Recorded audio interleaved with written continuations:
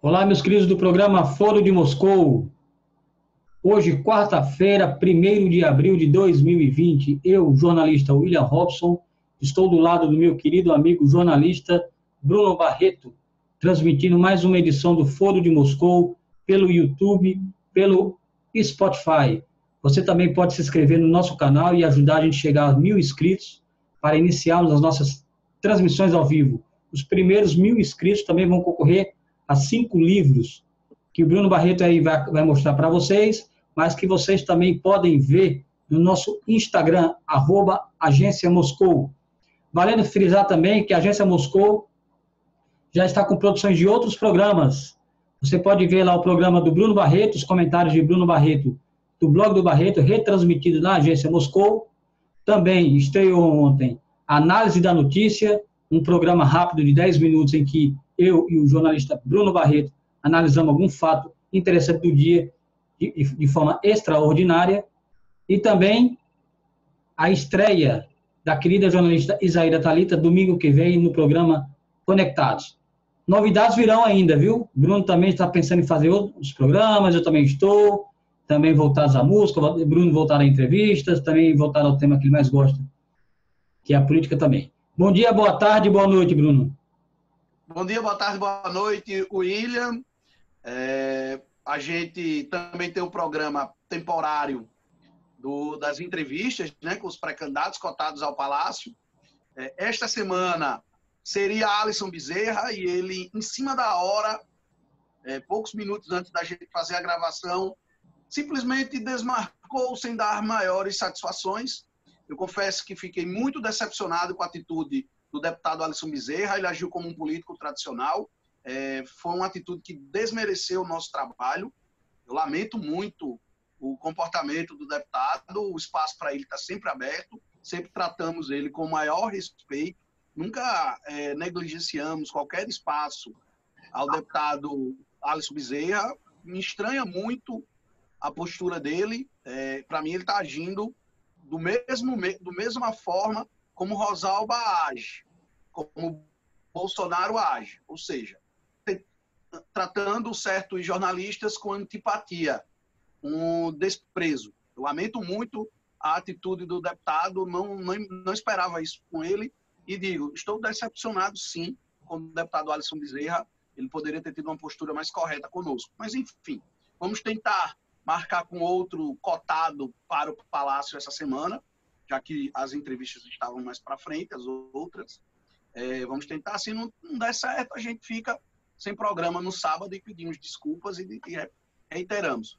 A entrevista foi marcada com antecedência, a data, a gente procurou ele várias vezes, a assessora dele só marcou na semana passada para hoje a entrevista e depois desmarcou. Então, eu lamento, para mim ele agiu como um político tradicional, que quando não vai com a cara de algum jornalista, evita dar entrevistas. Então, interessante também, e Bruno, essa decepção com o deputado.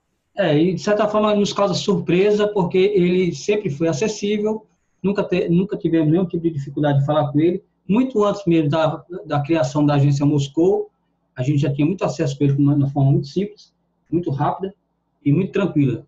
Então, a gente realmente ficou surpreso pelo fato dele ligar desmarcando, sem dar explicações, né? E em muitos casos também mandando a própria assessoria ligar. Muitas vezes ele falava diretamente, então, com jornalistas, que por conta da sua predisposição, sempre acessível, mas aí, não sei as razões pelas quais ele não está prestigiando a Agência Moscou, né? Para isso. Era uma oportunidade dele falar também. O vídeo ficaria ali guardado, arquivado, para que outras pessoas pudessem ouvir o que ele tem a dizer. Certamente ele tinha muita coisa para falar. Ele, como político, como homem público, poderia ocupar todos os espaços que lhes são disponíveis, mas ele se negou a nos conceder entrevista, e a gente lamenta e fica realmente decepcionado e surpreso, Bruno. Pois o foco do programa é sempre discutir os problemas de Mossoró, o estágio das discussões políticas da cidade. A assessora dele alegou que ele não estava querendo falar sobre política no momento. Então, ele dissesse logo, desde o início, que não queria falar sobre política. E não desse entrevistas em outras emissoras, como ele deu. Então, para mim, essa justificativa não cola. Para mim, foi um ato de retaliação ao nosso trabalho, porque ele está dando entrevistas em outros locais. Ele tem se articulado, tem conversado sobre política, sim, tem feito suas movimentações, até porque não tem como não fazer. Então, essa desculpa, para mim, não cola, não aceito. Ele não é obrigado a nos dar entrevista, não é obrigado, mas ele tem a obrigação de nos tratar com respeito, porque nós tratamos ele sempre com o máximo de respeito possível. Então, ele dissesse desde o início que não ia poder dar entrevista, ou fizesse igual a doutor Daniel, que ninguém... Aliás, doutor Daniel também está tendo uma postura lamentável nesse episódio, porque ele sequer atende nossas ligações. É bem diferente, por exemplo, de General Girão. Eu vou até convidar depois o General Girão para participar do programa. O General Girão nos trata sempre com muito respeito, com muita atenção, sempre dá feedback sobre os comentários. Domingo publiquei com a maior satisfação um artigo do General Girão lá no blog. Não somos obrigados a concordar sempre, e o bom debate deve sempre ocorrer com o máximo de respeito entre as partes. Então, só lamento. Para mim, o deputado pisou na bola, o deputado Alisson Bezerra. A gente está tentando também, Rosalba ficou de dar um retorno através da sua assessoria. Não creio que ela queira dar entrevista, porque ela tem problemas comigo. Então, eu acho que ela não vai querer me dar entrevista. Sempre teve muita dificuldade para conceder entrevistas a mim, mas o espaço está aberto. Se topar, vai ser tratada com o maior respeito. Lembrando que Jorge do Rosário, que é uma pessoa que tem uma visão política diferente da nossa, deu entrevista aqui, foi super tranquilo. Jorge do Rosário, eu sempre digo, é um grande quadro, é um cara preparado, e veio aqui, se garantiu, deu entrevista numa boa, não foi atacado por ninguém, a gente tratou com o maior respeito. E eu me pauto sempre por um padrão. O padrão é de discutir, eu e o William, os problemas da cidade. Eu quero contribuir para o debate. Acho que é a minha missão como jornalista. E não pressionar, constranger o meu entrevistado ou minha entrevistada. Enfim, está feito o registro, o nosso público merece essa transparência. Sim. Não ia tratar de assuntos chatos, ia tratar dos problemas da cidade. E ele, como uma pessoa que está bem colocada nas pesquisas, tem muito a dizer, as pessoas precisam ouvir. Mas ele, de repente, apareceu esse critério de não querer falar sobre política justamente no dia de nos dar entrevista. Então, para mim, o deputado agiu como um político tradicional. Bruno, isso aí. Vamos seguir com o programa, inclusive lendo alguns comentários e ressaltando também aos nossos colegas e nossa audiência também, que a gente tem sido prestigiado por muitas pessoas, né? A questão do Alisson não participar, a gente só tende a lamentar, mas mostrar que muitos outros têm dado oportunidade, participando e falando ao Foro de Moscou. Aliás, o nome Foro não é à toa. Aqui é uma praça, onde todos podem falar. Desde do Secretaria de Saúde, falando sobre o coronavírus, a diretora do Tarcísio Maia, o Alexandre Mota, o diretor do IPERN na polêmica da reforma da Previdência, Cristal ontem também, uma pessoa renomada em todo o país, participante do The Voice da TV Globo. Ou seja, a gente tem vários matizes que participam do programa Foro de Moscou, desde o segmento mais elevado do governo até os movimentos de classe, né, como o movimento a coordenação da população de rua, que também participou disso aí, como a Natália Bonavides, que deu entrevista para a gente também durante as férias, e tantos outros. Então, é um foro para que todos possam participar, é uma oportunidade para que todos podem falar num canal realmente diferenciado, onde nenhum jornalista ainda está explorando, apesar desse momento remoto que a gente está observando agora, onde todo mundo está usando programas de videoconferência, mas o Foro de Moscou, que começou esse ano, que vem trabalhando dessa maneira, de forma pioneira, né? Pioneira no jornalismo potiguar. Bruno, vamos agora ler uns comentários aqui. Antes de começar, a gente já falou muito sobre essa questão aí do Alisson, né? Se ele mudar de ideia lá na frente, a gente também está aberto. Mas olha só, Bruno, a gente tem aqui comentário do Antônio Ronaldo Gomes. Não tem teste para todos. Muita gente tem Covid-19, fica bom e o Estado nem sabe.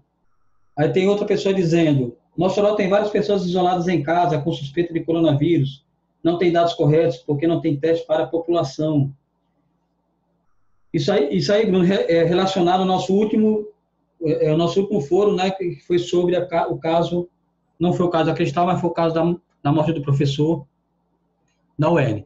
Eu trouxe aqui, Bruno, também um detalhe, ainda falando de coronavírus, destaque no Mossoró hoje, acho que esse é um dos temas principais do nosso programa, é a morte de um jovem de 23 anos, a segunda vítima do coronavírus no RN, né?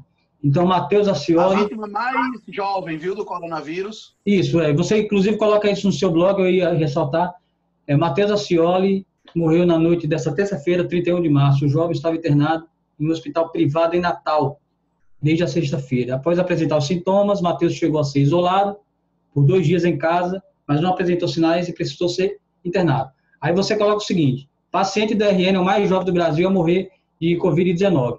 Um detalhe interessante, Bruno, que até preconceituoso de muitas pessoas, falando, não, o Covid, o coronavírus é só uma doença que só atinge os velhos, os idosos. Está aí, um jovem de 23 anos, né, vítima do coronavírus. E também as pessoas falam como se não tivesse idosos em casa ou idosos próximos, sem o mínimo de empatia, né, e tratando os idosos como se fosse assim, sem utilidade, né? Não, são só idosos, como se não tivesse mais serventia, ou seja, sem o mínimo de solidariedade nesse momento.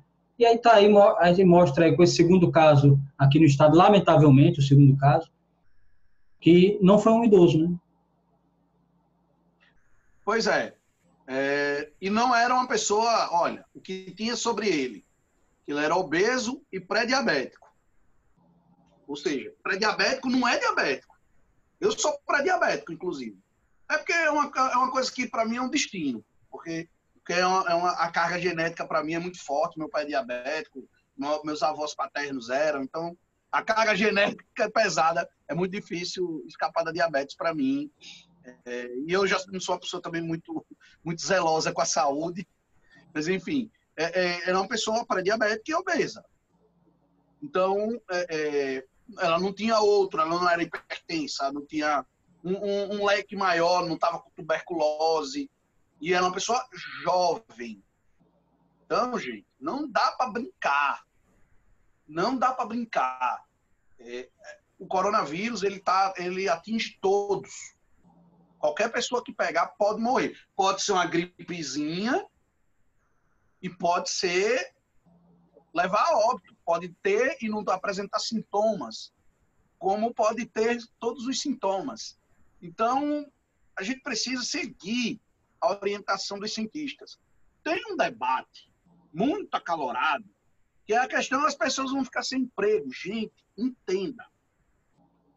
A questão agora é salvar as pessoas. E o governo tem que intervir. O governo intervém garantindo financiamento para as empresas e garantindo renda básica para os empregados. Complemento, seguro-desemprego. O governo deu um arcabouço de meios para garantir que a gente passe esses 3 meses com a segurança alimentar e o meio de pagar sua água, sua luz, sua internet. As pessoas precisam ter internet nos dias de hoje para suportar um confinamento. A internet é um bem de primeira necessidade. Então, a gente precisa entender, pontuar cada questão. O problema é que Bolsonaro confunde a discussão. E como ele tem seguidores fanáticos, com perdão da expressão, mas são fanáticos, ele acaba distorcendo o debate. Então, não é ser contra ou a favor do empresário, não é ser contra ou a favor do trabalhador, não é ser socialista, keynesiano, da escola austríaca, liberal. A questão não é essa. A questão é que o governo tem que intervir, porque é para salvar vidas e minimizar o estrago na economia. E as pessoas não conseguem entender. É verdade, Bruno. E essa questão de Bolsonaro, a gente vai chegar lá mais adiante, porque tem, em relação ao que a gente já abordou também no programa Análise da Notícia, que Bolsonaro ele baixou o tom, mostrou um pouco mais de flexibilidade com relação à questão do coronavírus, também mostrou um pouco mais de crença, vamos colocar entre aspas isso aí, em relação à ciência, com relação à cloroquina, e também falou de modo assim, ainda um pouco reticente sobre a quarentena, mas ele se mostrou um pouco ali querendo ser o dono da situação e mostrando um pouco de maleabilidade. Os jornais hoje noticiam, Bruno, que aquele texto que ele foi depois sugerido por integrantes do Congresso e do Supremo, para que ele não criasse mais problemas com relação a essa questão já da pandemia. E por isso que aquele texto foi ameno. E mais adiante eu vou mostrar para você que ele não se segurou. Ele ali não era o Bolsonaro. Naquele discurso ali de ontem não era o Bolsonaro, era um personagem ali. Ele estava fazendo interpretando um personagem que não era ele. O personagem que é ele realmente apareceu hoje. Está aqui, eu vou mostrar aqui para você, Bruno. Deixa eu ver se eu encontro. Aqui, vou compartilhar aqui para você. Já saiu no jornal O Globo de hoje, que após pregar união, Bolsonaro compartilha vídeo com críticas aos governadores. Ontem ele não tinha feito crítica nenhuma, né? E hoje ele já se mostra o Bolsonaro que todo mundo conhece, né? Então, quer dizer, ele já começa a tensionar novamente as instituições, o Pacto Federativo, os entes federativos, os governadores que estão lutando com as forças que têm contra essa pandemia, Bruno. Olha, Bolsonaro está sendo ele. Ele uma hora diz uma coisa, outra hora diz outra. E é isso. Não dá para confiar no que Bolsonaro diz. Veja, ele diz uma coisa e o governo dele faz outra. As atitudes do governo, em muitos casos, têm sido o que a OMS recomenda. E ele vai lá e diz o contrário. Ele pegou, William, e distorceu a fala do diretor da OMS. Situação absurda, cara. Então, não dá para a gente confiar na palavra do presidente. O presidente, para mim, gera muita desconfiança. Eu não consigo confiar no presidente. Ele não me inspira confiança. E a gente precisa rever muita coisa sobre o comportamento dele. Porque o Brasil precisava de um estadista numa hora dessa. Até Trump está agindo como estadista. Só quem está ainda apegado à loucura é Bolsonaro e o presidente da Bielorrússia. Ô Bruno, você sabia que Bolsonaro ele não está normal? Assim, quer dizer, não está normal é uma coisa até estranha de dizer, mas ele está se sentindo muito pressionado, né? Ele está perdido, está completamente perdido, isolado. E na coluna de Merval Pereira de hoje do Globo, ele diz, o título do artigo foi Um Homem Atormentado, né? Que o que está acontecendo é que Bolsonaro ele está chorando muito facilmente, tanto no Palácio do Planalto. Interlocutores falam que ele não consegue segurar essa pressão, ele é um homem angustiado. Até para as pessoas que ele não tem intimidade, ele não consegue segurar, né? Ou seja, não é aquela pessoa, o valentão, né, da arma, tudo, que se imaginava ser. E ele diz o seguinte aqui, o Merval: só o futuro dirá, mas pelo pronunciamento de ontem e por Rede Nacional de Televisão, está caindo a ficha do presidente Bolsonaro. Com atraso, parece ter começado a se mover na direção do bom senso, que a realidade está fazendo prevalecer em todo o mundo. Em governos populistas de direita, como o dele, o de Trump, Estados Unidos, e de esquerda, como de López Obrador no México. Mesmo assim, Bolsonaro sonegou frases para montar uma versão que, para os mais informados, parece uma concordância com sua posição, mas em nenhum momento ousou defender o fim do isolamento social, mesmo porque o número de mortos infectados entre nós começa a crescer de maneira exponencial. Evidentemente que esse artigo aqui do Merval já está um pouco ultrapassado por conta das novidades que Bolsonaro apresentou hoje pela manhã, ao compartilhar um vídeo atacando governadores, mas ele coloca essa questão que vale a pena citar. Cada vez mais solitário, o presidente Bolsonaro é um homem atormentado, conforme depoimento de pessoas que estiveram com ele recentemente. Alguns relatos falam em choros súbitos, e não seria estranho, pois há meses o presidente, ele próprio, já declarou que chora durante a noite. E aí, Bruno? Você acha que ele aguenta até o final? Olha, tem que aguentar, ele foi eleito para isso. Eu sou a favor, eu sou contra impeachment, sou contra que ele renuncie. Eu sou a favor só que ele calasse a boca. Se ele calasse a boca e sumisse, ficasse na dele, deixasse o ministro da Saúde tomar as decisões em paz, deixasse a vaidade de lado, pensasse no povo brasileiro, estava bom e estava de excelente tamanho. Eu, por princípio, não gosto de impeachment. O máximo que eu sou a favor aí com o Bolsonaro é fazer um teste psiquiátrico, para saber se ele está bem com as faculdades mentais dele, uma junta aí de psiquiatras, fazer uns testes, uns exames, para ver se o presidente está com as suas faculdades mentais em dia. O Bolsonaro tem fortes traços de psicopatia. Isso aí, eu não estou dizendo isso só, não. Quando eu cheguei a essa conclusão, eu pensei que eu estava exagerando, mas não. Olha o olhar dele, olha a indiferença dele com as pessoas. Ele veio ontem mostrar algum tipo de empatia nesse discurso aí que a gente sabe que não é ele, que ele não pensa aquelas coisas.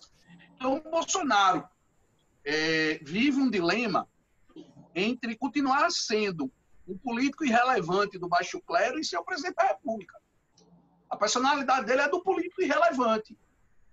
E ele está no cargo. Então, assim, é mais ou menos como o transexual se sente. O transexual, ele está num corpo, mas ele se sente uma pessoa com outro sexo. Então, ele precisa, a pessoa que faz a mudança de sexo, né? Ele se sente um homem num corpo de mulher, ou uma mulher num corpo de homem. Bolsonaro é um deputado no baixo clero do corpo de um presidente. Ele não consegue agir como presidente. Ele continua agindo como um deputado do baixo clero, porque é o que ele é. Então, eu não concordo com as teses, nunca concordei, de que o bolsonarismo é passageiro. O bolsonarismo sempre existiu no Brasil. Só não tinha encontrado alguém que conseguisse se fazer representar essas pessoas. E Bolsonaro conseguiu. Então, o bolsonarismo sempre existiu, ele estava lá. E Bolsonaro conseguiu. Então, ele consegue mobilizar. Aí tem os malucos que vão fazer carreata para abrir o comércio. Enfim, tem muita loucura. A gente está num país insano nesse momento. A racionalidade... A racionalidade hoje virou artigo de luxo. Se você se coloca de forma racional, muitas vezes você é tratado como alguém que se acha ou como alguém arrogante. Foi o que aconteceu aí com Gabriela Prioli, né, na CNN. A gente está num momento muito louco, que a racionalidade virou defeito, que o jornalismo bem feito é um problema, que a ciência está sob júdice, sobre questionamentos. Então, a gente está num momento muito louco. Verdade. Tem gente que acredita que a Terra é plana. E tem um presidente que representa tudo isso, toda essa galera. E, Bruno, por incrível que pareça, uma informação aqui atualizada aqui do Jornal Globo, fala que em novo recuo, Bolsonaro apaga vídeo com crítica a governadores por quarentena. A gente começou o programa falando do vídeo que ele propagou, né, que ele compartilhou, e agora o Globo já está dando notícia que ele apagou o vídeo. E, Bruno, interessante também uma outra informação aqui ao lado do site, que diz o seguinte: no Brasil, 10% dos mortos têm menos de 60 anos, né? Então, o homem de 23 anos, né, aquele jovem, aquele lá que foi vítima em Natal, é a vítima mais jovem. Então, o Globo também faz dá esse destaque que você colocou no seu blog. Então, Bruno, já houve um recuo aí do presidente, né? Então, ele colocou lá, depois voltou atrás, né? E, Bruno, ainda falando, aproveitando essa questão do coronavírus, só se você ainda quer falar mais alguma coisa sobre o Bolsonaro ou não, a gente pode continuar. Não. Uma matéria interessante aqui, um levantamento do portal do RN, mostrando que o número de novos casos está diminuindo pelo segundo dia seguido do RN. Então, segundo o portal, né, o Rio Grande do Norte tem 2 bons motivos para comemorar, pelo menos por enquanto, a sua luta pelo combate à prevenção ao coronavírus. É que os dados apontam que nos últimos 2 dias houve recuo percentual no registro de novos casos da doença em solo potiguar. Evidentemente que o recuo no número de casos pode ser comemorado, ele realmente é um motivo de... Mas não dá para saber se ainda é algo estável, né? Porque ainda não chegamos ao pico da pandemia. Né? E também tem um fator interessante... Eu não vi a reportagem, William, mas a gente precisa pontuar uma coisa muito importante. O número de casos aí, a gente tem que ver como é que está o ritmo dos exames. Porque a subnotificação, eu não estou dizendo isso da boca para fora, a própria OMS reconhece, as autoridades de saúde reconhecem que a subnotificação é grande. É incalculável a subnotificação. Então, as pessoas chegam e dizem, isso é até um dilema para o jornalismo, viu, William? Você está botando isso aí, mas o número é bem maior. Só que a gente só pode botar o que está confirmado. E não o que a gente supõe que tem mais. A gente supõe que tem mais, como você aí do outro lado. Só que a gente só pode botar o que está confirmado. Eu não posso chegar aqui e dizer, temos 68 casos confirmados no Rio Grande do Norte, já chegou a 82, daqui a pouco vai sair o novo boletim. A gente tem 82 casos confirmados e desses 80, esses são os confirmados, mas tem 1 milhão de casos também. Eu posso chegar e dizer isso. Eu preciso trabalhar com o que está confirmado. E tem um fator também, Bruno. E tem um detalhe, Bruno. Já foi notícia. Tem um detalhe interessante que, além dos casos subnotificados, porque é claro, evidentemente, que o portal da RN está apontando aí com base nos dados que são oficiais. Evidentemente que esses casos subnotificados não são contabilizados. Mas tem um detalhe que tem que ser considerado, que ao chegarmos à segunda morte, a gente precisa contrabalancear. Tudo bem, se houve uma queda no número de casos, ou então uma estabilidade no número de casos, que, a meu ver, ainda não chegou ao pico, né, que fala-se que até o final do mês de abril, início de maio, haverá um crescente exponencial na curva, mas se fala também, a gente tem que observar também que o número de mortes está aumentando no RN. Está aumentando. São 2 casos, então é um fator que, a meu ver, se torna mais preocupante e mais importante do que simplesmente o número de casos. Pois é. A gente tem que pensar em tudo. Agora, William, tem uma coisa que o senso comum tem razão. É necessário divulgar o número de pessoas curadas. A gente começou aí a gente falou aí do caso de Inavan, a gente não falou ainda não, né? Está na pauta. Não, está na pauta. O primeiro caso confirmado de Covid em Mossoró foi o doutor Inavan. Um abraço para ele. E ele também já confirmou, Mossoró hoje, que está curado, está recuperado. Então, a gente precisa tratar esse assunto com a importância que ele tem, porque o médico está recuperado. Agora, precisa saber quantos casos desses 82, quantos já foram curados? A gente sabe que teve 2 mortes. Está aqui o caso do Inavan, que você colocou no seu blog. O caso do Inavan. Vai repercutir. E o detalhe que você também coloca no blog, Bruno, está aqui o caso do primeiro paciente está positivo para a Covid-19 em Mossoró, serviço recuperado. Uma reprodução do material do Mossoró hoje falando que o doutor Inavan está bem, curado. É um caso de pessoas que... É um caso de pessoa curada que o RN, o governo do estado, também tem que informar. E tem uma coisa interessante que você coloca aqui, Bruno, no seu blog, que é a contribuição do judiciário no coronavírus, né? O que o judiciário do RN está fazendo, né, em prol do coronavírus? Porque aí você vê que o legislativo está direcionando emendas, os deputados estão lá, cada um preocupado com essa questão, apresentando projetos emergenciais, né? E o governo também mobilizando, os hospitais também. Quer dizer, e o judiciário ficar só olhando, esperando que as coisas aconteçam? Pois é. Preste atenção. Os deputados da bancada federal, os senadores, os deputados estaduais, todos fazendo remanejamentos de suas emendas para direcionar para o coronavírus, que é a situação mais importante no momento.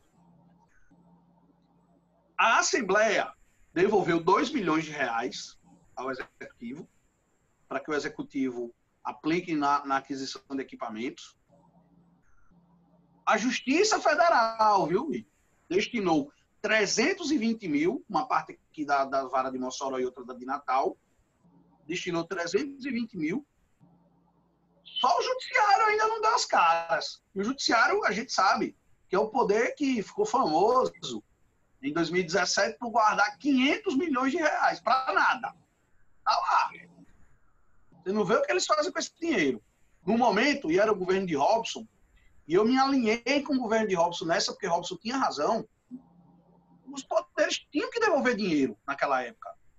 Como tem hoje que devolver, eu acho que os poderes têm que devolver dinheiro. E o Judiciário do Rio Grande do Norte precisa acordar. A Assembleia já cumpriu a parte dela. Agora você vê a diferença de quem precisa de voto e quem não precisa.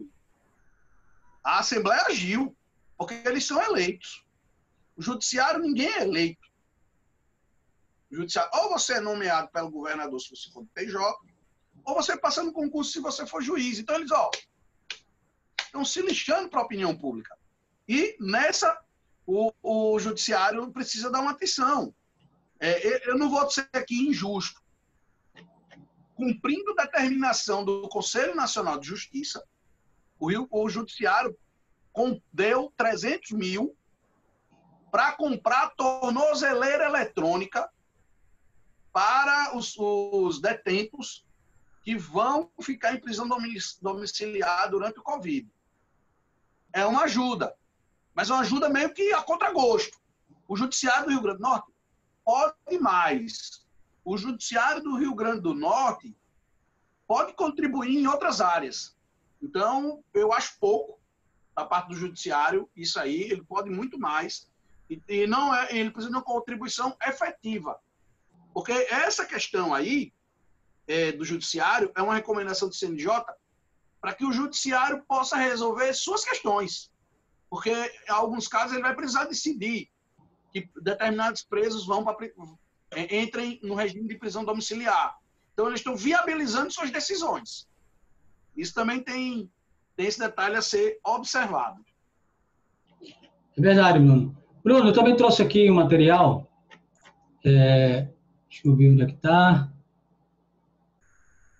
Está aqui. Do portal do RN, do portal do Oeste, falando que sem fiscais o PROCON municipal passa despercebido em combate a presos abusivos. Então, está havendo denúncia aqui de presos abusivos, principalmente do álcool em gel, e o PROCON não está atuando, né? Segundo aí Magnus Alves aqui no blog dele, diz que não conseguiu falar com a diretora do PROCON municipal, Vera Araújo, né? E que, segundo ele, a Prefeitura de Mossoró tem insistido que o PROCON municipal está atento à prática de presos abusivos durante a pandemia do novo coronavírus. No entanto, a atuação do órgão não é percebida pela população e há uma explicação. Apesar da propaganda feita pelo município, o PROCON municipal não tem fiscais. Esse é um detalhe interessante, viu, Bruno? Se não tem fiscais, né? Logo, o órgão não tem como fiscalizar o comércio.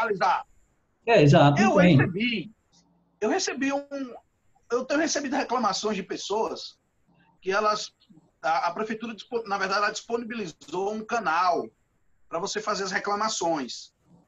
E as pessoas dizem que procuram esse canal, que é um perfil no WhatsApp, eles apresentam a denúncia e ninguém nunca recebe nenhum feedback. Então, você o cara está nem olhando o perfil no WhatsApp para receber as denúncias. Eu acho que faz sentido aí a reclamação de Magnus Alves, a denúncia. E, Bruno, falando em prefeitura, o destaque aqui do site do Mossoró hoje fala que a prefeitura vai instalar leitos só para coronavírus ao lado da UPA do Belo Horizonte. Inicialmente, a prefeita Rosalva Cialina havia anunciado os atendimentos de pacientes com coronavírus dentro das 3 UPAs, que seriam adaptadas. Com a instalação dos novos leitos, é provável que as UPAs fiquem para os atendimentos diários. Ou seja, é uma boa notícia. Evidentemente que a prefeitura já está se preparando para uma situação que deve se complicar, né? Então, eu não sei como é que vai ser essa instalação desses pacientes, né? Ao lado da UPA do Belo Horizonte, vai ser construído um hospital de campanha, alguma coisa desse tipo, Bruno? Olha, eu vi que a prefeitura vai fazer um hospital de campanha. Eu vou até procurar para noticiar no blog, eu vi ontem. Eu estou tentando aí, William, para sobreviver a esse período do coronavírus, não trabalhar depois das 19. Uhum. No máximo, compartilhar os links do blog, porque tem sido um período muito cansativo. Eu confesso que eu estou um pouco esgotado, meio estressado também. A gente precisa dar uma descansada, dar uma diminuída no ritmo, porque você já está o tempo todo em casa. Eu vou completar hoje, estou completando hoje, aliás, 2 semanas sem sair de casa. Você está precisando tomar uma cerveja, viu, Bruno? Tô sim, William. Tô sim. Bruno, Nesse período aí, nesses 15 dias, eu só tomei cerveja uma vez. Bruno, pelo que a matéria de César Alves coloca aqui, diz que a prefeitura vai instalar umas tendas. Serão 20 leitos que serão instalados nas tendas ao lado da UPA do Belo Horizonte. Então, será realmente uma espécie de hospital de campanha mesmo, Bruno. Olha, alguns espaços que poderiam servir de hospital de campanha, lá em Natal, a Arena das Dunas e o Frasqueirão, são os estádios da cidade, estão sendo usados, vão ser usados, foram disponibilizados. Lá em Natal também tem um hotel abandonado que a Justiça do Trabalho autorizou que ele fosse usado para servir de hospital de campanha. Aqui em Mossoró, que eu saiba, não tem nenhum hotel abandonado. Tem o Hospital da Mulher, né? Eu fiquei sabendo, ele teve uma comitiva que visitou ali o Hospital da Mulher, o prédio onde funcionou o Hospital da Mulher. Não sei se deverá ser utilizado para algum tipo de trabalho com relação ao coronavírus. Pode ser. O Nogueirão é uma ruína, não dá para usar. É mais perigoso o estádio cair em cima dos pacientes do que eles morrerem de coronavírus, Bruno. O ginásio está interditado há vários anos. Também não dá para usar. Alguns leitores sugeriram no Twitter o Expo Center. Eu achei uma boa ideia. Sim, é uma boa ideia. O Expo Center é uma boa ideia. Porque você botar o pessoal em tendas, olha, eu fico preocupado com o calor. Mas realmente. imagina uma hora dessa, e tá gravando aqui por volta das 12h30, imagina o calor, a loucura que ia ser um hospital de campanha no meio da rua. Eu acho que o melhor lugar é o Expo Center. Não vejo outro lugar, não. Os leitores sugeriram e eu achei uma boa ideia. Ô, Bruno, eu queria te trazer aqui o último tema para a gente fugindo um pouco do tema coronavírus, que já falou bastante, mas sempre tem assunto, né? E como você falou também, a política não está parando, mesmo com o coronavírus. Tem aqui o vereador oficializa a mudança para o PP. Fala aqui, o vereador moçorense Manuel Bezerra assinou ficha de filiação ao PP com vistas no processo de reeleição. Ainda pegando um pouco da rebarba da janela partidária, né, Bruno? E o senhor destaca na coluna no blog do Saulo Vale, que também fala do caso da morte do jovem de 23 anos do coronavírus no RN. O que você tem a falar sobre isso, Bruno, sobre essa mudança aí do Manuel Bezerra? Previsível. Manuel Bezerra, ele sempre esteve alinhado com o rosalbismo. Ele não tem medo de nominata. Ele não tem medo de nominata competitiva. Tem uma boa densidade eleitoral. E está indo para um lugar que se esperava mesmo que ele fosse. O PP de Rosalba aí deve terminar essa janela partidária aí, William, com entre 5 e 8 vereadores. É o chapão, né? Vai dar uma turbinada aí. É o Chapão, né, que está sendo formado. Né? O Rosalbismo, ele vai montar os chapões e vira. Eles têm as prioridades deles, que é Francisco Carlos, Alex Moacir. Eles têm as prioridades deles. Mas foi um bom negócio para Manuel Bezerra? A galera no Chapão aí se vira. Mas foi um bom negócio para Manuel Bezerra? Foi. Ele é acostumado a pegar chapão mesmo, ele costuma se dar bem. Ele e Ricardo Dodoca, que eu acho que também vai para o PP, ou então para o MDB, porque Ricardo Dodoca é muito alinhado com a presidente da Câmara, Isabel Montenegro.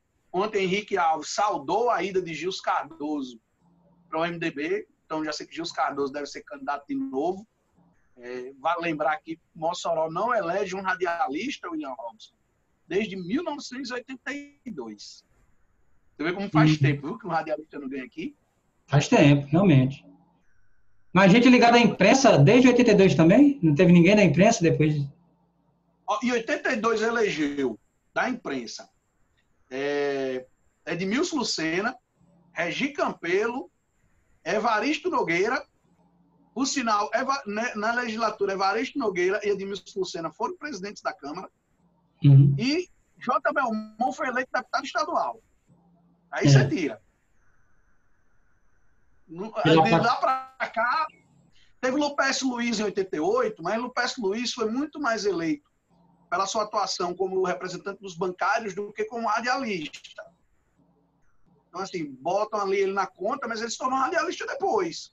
Sim. Então, profissional de comunicação depois. Então, Lupécio acabou não entra nessa minha conta não, mas faz muito tempo mesmo que não se elege um vereador a partir da imprensa. É um tabu a ser quebrado. Gils Cardoso chegou perto em 2016, perdeu por menos de 100 votos. J. Regis, em 2012, também bateu na trave, foi muito bem votado, mas não se elegeu. Então, tem sido difícil para alguém na imprensa chegar lá. Nós somos um bando de liso, né? Começa por isso. Então, isso já dificulta. E não é fácil. Aqui, os programas Mundo Cão aqui em Mossoró não são muito populares, como é lá em Natal, que já elegeu alguns apresentadores no ramo da política. Então, aqui não tem esse apelo tão grande como tem lá em Natal para eleger um Paulo Wagner da vida. Isso. Que você é deputado federal. Então, geralmente são esses programas que têm maior apelo. E é muito difícil mesmo para os profissionais de comunicação chegarem. Alguns acrescentariam bastante se fossem eleitos, outros nem tanto. Vamos encerrar, Bruno, por hoje? Vamos encerrando. Então, vamos despedir por hoje. O programa Foro de Moscou fica por aqui. Lembrando que se inscreva no canal, compartilhe os nossos vídeos para que a gente possa propagar, alcançar o maior número de pessoas. Apoie o jornalismo pela democracia. Vão puxar os likes também, para que a gente também possa alcançar os 1000 inscritos. Isso é muito importante para que a gente inicie as transmissões ao vivo. Aí, quando a gente iniciar as transmissões ao vivo, vocês vão poder mandar mensagens, a gente vai ficar interagindo com vocês ao mesmo tempo. Então, o programa será muito mais dinâmico. Não esqueça também que a qualquer momento a gente pode entrar, eu e o Bruno aqui, dependendo do noticiário, do que aconteceu no dia, com análise da notícia. Ontem foi a estreia, depois do pronunciamento de Bolsonaro, alguma coisa pode se acontecer de relevante aí, que mereça um comentário à parte, nós entraremos com um boletim, análise da notícia. Então, até amanhã, Bruno. Até amanhã e CCC. Curta, comente e compartilhe. Até amanhã com mais um Foro de Moscou.